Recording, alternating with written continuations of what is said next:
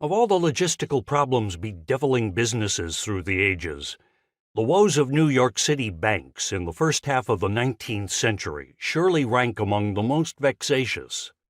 During that period, the banks employed squads of porters who traveled on foot from bank to bank, toting bundles of checks and specie, that is, gold coins, exchanging items at each stop depending on how much their employers owed or were entitled to receive. Laborious, risky, and prone to mishap as it may sound, this system was the best the banks could come up with for settling mutual obligations that arose from the burgeoning amount of their customers' payments and receipts. Every time customers wrote checks, new obligations would be created, with more gold-hauling work for the porters.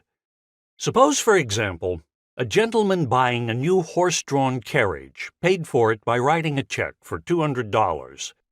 The carriage makers would deposit the check at their bank, which would send a porter to the gentleman's bank to present the check for exchange into $200 worth of coins.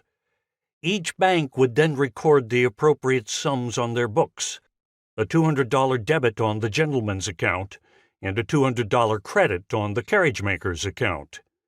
Such transactions oblige banks to calculate and pay the amounts they owe each other, and in America's financial capital, the method involved carrying valuable articles through city streets for conducting in-person exchanges at tellers' windows.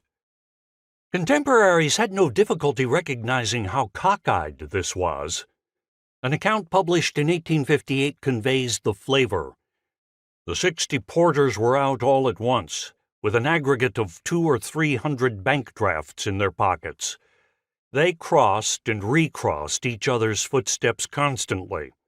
They often met in companies of 5 or 6 at the same counter and retarded each other, drawing specie at some places and depositing it at others.